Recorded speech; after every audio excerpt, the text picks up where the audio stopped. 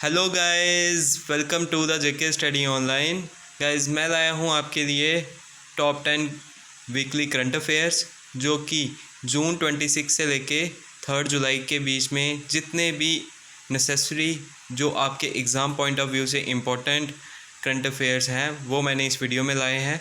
और गाइस, इसका पार्ट 1 जो हमने अपलोड कर दिया था 20 से लेके 25 तक, अगर उसको अभी तक आपने वॉच नहीं किया है तो वीडियो के डिस्क्रिप्शन में मैं लिंक दे दूंगा जहां से आप उसको वॉच कर सकते हैं। तो गाइज़, जैसे कि अब कभी भी एग्ज़ाम कैलेंडर आ जाएगा तो आपको कम से कम लास्ट 4 to 6 मंथ के जो करंट अफेयर्स हैं वो आने चाहिए। ठीक है, तो करंट अफेयर सीरीज़ जो हमारी है ये हम ऐसे ही कंटिन्यू रखेंगे। जो उससे पहले के होंगे उसकी हम मंथली वाइज लेके आएंगे। तो इसको आपको कंटिन्यू रखना है ताकि आपको बाद में इसके लिए एक्स्ट्रा एफर्ट लगाने की ज़रूरत ना पड़े, आपको पहले ही आते हों, सिर्फ रिवीजन करने की ज़रूरत पड़े। तो गाइज़, वीडियो को शुरू करते हैं। लेकिन शुरू करने से पहले अगर चैनल पे फर्स्ट टाइम विज़िट कर रहे हो तो चैनल को सब्सक्राइब कर लेना, बेल आइकन को हिट कर लेना ताकि हमारी तरफ से कोई भी वीडियो आएगी तो आप उसको असेस कर पाओ सबसे पहले। तो गाइज़, वीडियो को शुरू करते हैं। आज का हमारा फर्स्ट करंट अफेयर है attorney general of India K Venugopal terms has been extended for how many months. ठीक है, आपसे पूछा गया है कि जो अटॉर्नी जनरल हैं इंडिया के उनका नाम है के वेणुगोपाल। ठीक है, तो इनका जो टाइम पीरियड है वो एक्सटेंड किया गया है कितने मंथ्स के लिए। ऑप्शन ए है 4 मंथ, बी 5 मंथ, सी 3 मंथ्स, ऑप्शन डी है 2 मंथ्स।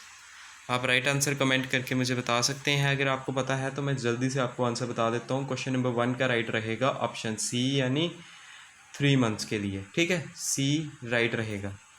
इसके बाद नेक्स्ट क्वेश्चन है हमारा question number 2। Which is the world's most liveable city as per global liveability index 2022। तो गाइज, बहुत इंपॉर्टेंट क्वेश्चन बन जाता है इंडेक्सेस में से ये। तो ये आपसे पूछा गया है कि सबसे अच्छी लिवेबल सिटी कौन सी है। ठीक है, ऑप्शंस आपके सामने हैं। जब तक मैं ऑप्शंस पढ़ता हूँ आप इसका करेक्ट आंसर्स कमेंट कर देना। तो ऑप्शन ए है कोपहेंगन, ऑप्शन बी है कैलगरी, ऑप्शन सी है वैनक्रूव और उसके बाद ऑप्शन डी है वीना।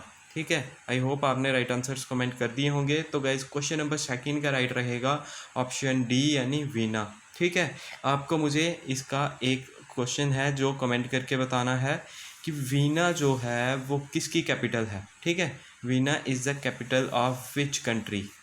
ठीक है, ये आपको कमेंट करके बताना है। बहुत इंपॉर्टेंट रहेगा आपके एग्ज़ाम पॉइंट ऑफ व्यू से, क्योंकि लगातार वीना ही है जो इसमें नंबर 1 पोजीशन पे आती जा रही है। ठीक है, अगर आपको नंबर 2 पोजीशन पूछी जाएगी तो कोपहेंगन भी नंबर 2 पे आ रहा है और साथ में ज्यूरिच। ज्यूरिच कहाँ पे है, तो आपने ये देखा होगा, ज़ूरिच है स्विट्ज़रलैंड में। ठीक है, सेकंड नंबर पे 2 हैं कंट्री, 2 सिटीज़ हैं, फर्स्ट पे है वीना। ठीक है, इसके बाद नेक्स्ट का है हमारा who has become the first black women जज of the US supreme court. तो आपको बताना है कि फर्स्ट ब्लैक वुमेन जज कौन बनी है यूएस सुप्रीम कोर्ट की। तो गाइज, जब तक आप इसके आंसर्स करते हो मैं इसके ऑप्शंस पढ़ लेता हूँ। ऑप्शन ए है पैट्रिका टोलवीर गिल्स, ऑप्शन बी है Karin M Williams, option C है एंजल कैली, ऑप्शन डी है केतांजलि ब्राउन जैक्सन। ठीक है, आप राइट आंसर कमेंट करके मुझे बता सकते हैं। तो गाइज़, मैं आपको बताता हूँ, इसका राइट है ऑप्शन डी यानी केतांजलि ब्राउन जैक्सन। ठीक है, ये फर्स्ट ब्लैक वुमेन बनी है यूएस सुप्रीम कोर्ट की जो जज बनी है। ठीक है, ये आपको याद रखना है। इसके बाद है question number 4। Which of the following 2 countries have been invited to join NATO. NATO का जो अगर आपको फुल फॉर्म पूछी जाएगी तो नेटो है नॉर्थ अटलांटिक ट्रीटी ऑर्गेनाइजेशन। ठीक है, इसके अंदर कितनी कंट्रीज़ हैं, लगभग सारी वो कंट्रीज़ हैं जो यूरोपियन यूनियन के अंदर आती हैं और कुछ थोड़ी बहुत और भी हैं जो इसमें इंक्लूडेड हैं। ठीक है, मैक्सिमम आपको ये याद रखना है कि जो यूरोपियन यूनियन है वो तो इसमें है ही है। ठीक है, यूरोपियन यूनियन की लगभग अभी एट प्रेजेंट इसकी 27 to 28 कंट्रीज़ हैं। ठीक है, और जहाँ तक बात है इस क्वेश्चन के आंसर की, तो आपको बताना है नेटो को ज्वाइन करने के लिए किसने बोला है। तो जब तक मैं ऑप्शंस पढ़ता हूँ आप राइट आंसर कमेंट कर सकते हैं। ऑप्शन ए है Finland and Sweden, option B है Australia and New Zealand, option C है South Korea and Japan, option D है इजराइल एंड इजिप्ट। तो गाइज़ आई होप आपने आंसर कर दिया होगा। तो क्वेश्चन नंबर 4 का राइट रहेगा option A, Finland and Sweden. ठीक है, फिनलैंड और साथ में स्वीडन ने ये बोला है कि हम भी नेटो ज्वाइन करेंगे, लेकिन ये भी देखा जाए तो रशिया के बॉर्डर के साथ ही लगता है इनका, तो इनको भी अब रशिया क्या ज्वाइन करने देगा क्या नहीं होगा वो देखने वाले टाइम पे एक इंटरेस्टिंग रहेगा। ठीक है, वर्ल्ड पॉलिटिक्स में। तो इसके बाद है question number 5, who has become the new chief minister of Maharashtra. बहुत इंपॉर्टेंट क्वेश्चन है।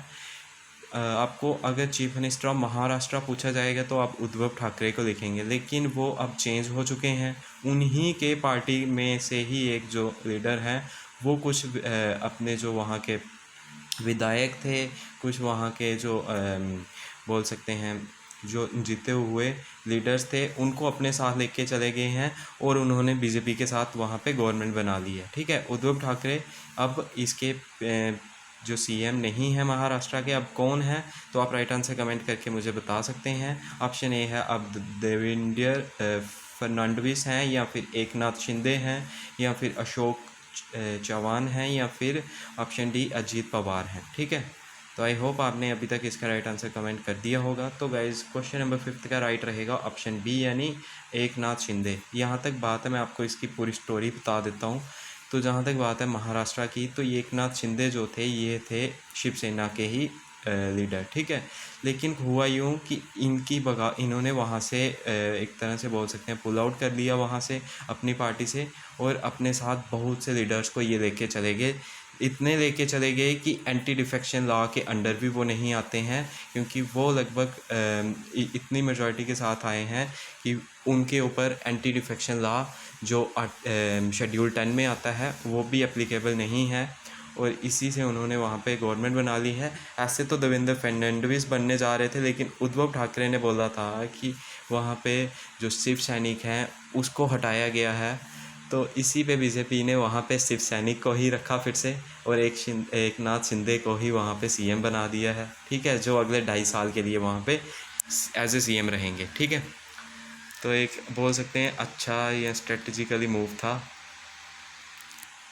पॉलिटिकल पॉइंट ऑफ व्यू से। ठीक है, इसके बाद question number 6, who has become the 14th prime minister of Israel. इसके बाद आपसे पूछा है कि 14th prime minister of Israel कौन बने हैं। तो मैं आपको सीधा इसका राइट आंसर बता देता हूँ।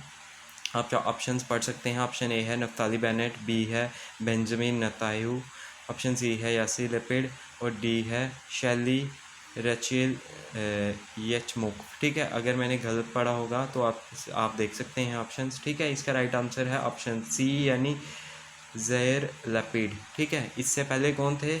Naftali Bennett. उससे पहले कौन थे? तो बेंजामिन नेतन्याहू। ठीक है, तो इसके बाद नेक्स्ट क्वेश्चन है हमारा question number 7, which 2 Indian actors have been invited to become member of Oscar Academy class of 2022। तो गाइज़ इसका आपको मैं सीधा आंसर बता देता हूँ। ऑप्शन ए राइट रहेगा, काजोल एंड सूर्या। ठीक है, सूर्या कौन है? तो ये एक्टर हैं, अगर देखा जाएगा साउथ इंडियन एक्टर हैं ये। ठीक है, तो काजोल का तो आपको पता ही होगा। ठीक है, इन दोनों को इनवाइट किया गया है ऑस्कर अकेडमी क्लास ऑफ 2022 में, याद रखना है, पूछा जा सकता है एग्ज़ाम में। नेक्स्ट है इसके बाद question number 8, justice Satish Chandra Sharma has taken oath as which high court's chief justice. ठीक है, तो कौन सी हाई कोर्ट के जस्टिस सतीश चंद्र शर्मा को बनाया गया है? तो आपको याद रखना है ये बनाया गया है option A, Delhi high court. ठीक है, ये आपको ध्यान रखना है। इसके बाद है question number 9, who has been appointed as the new Mumbai police commissioner. ठीक है, पुलिस कमिश्नर मुंबई का किसको बनाया गया है? ऑप्शंस हैं, जब तक मैं ऑप्शंस पढ़ता हूँ आप राइट आंसर कमेंट कर देना। ऑप्शन ए है संजय पांडे, ऑप्शन बी है नितिन गुप्ता, ऑप्शन सी है विवेक फनसालकर, ऑप्शन डी है रोहित शेट्टी। तो आई होप आपने राइट आंसर्स कमेंट कर दिए होंगे। तो गाइज क्वेश्चन नंबर 9 का राइट रहेगा ऑप्शन सी, यानी विवेक फनसालकर। ठीक है, ये आपको याद रखना है। इसके बाद है question number 10, who has scored highest score in 1 over in test cricket recently. आपको बताना है कि एक ओवर में सबसे ज़्यादा रन बनाने का रिकॉर्ड किसने बनाया है रिसेंटली टेस्ट क्रिकेट में। जहाँ तक बता रहा हूँ, इससे पहले जो रिकॉर्ड था ये था ब्रायन लारा के पास, ठीक है, ब्रायन लारा के पास जो वेस्ट इंडिया के वही प्लेयर हैं जिन्होंने 400 रन बना किए हैं एक इनिंग में, ठीक है, ये वही है। इन्होंने एक ओवर में कितने रन किए थे, तो इन्होंने टेस्ट क्रिकेट में एक ओवर में 28 रन्स किए थे, ठीक है। और अभी किसने किए हैं ये आप मुझे कमेंट बॉक्स में बताओगे, ठीक है। इतना मैं बता देता हूँ, ये जो स्कोर्स किए हैं ये लगभग 28 से 5 ज़्यादा, 5 भी नहीं 7 ज़्यादा, यानी 35 रन 1 ओवर में किए हैं, ये आपको बताना है, ठीक है। क्वेश्चन नंबर 10 ये आप मुझे कमेंट बॉक्स में बताओगे। और गाइज़ अगर आपको वीडियो अच्छी लगी है तो वीडियो को लाइक शेयर ज़रूर करना। Thank you guys.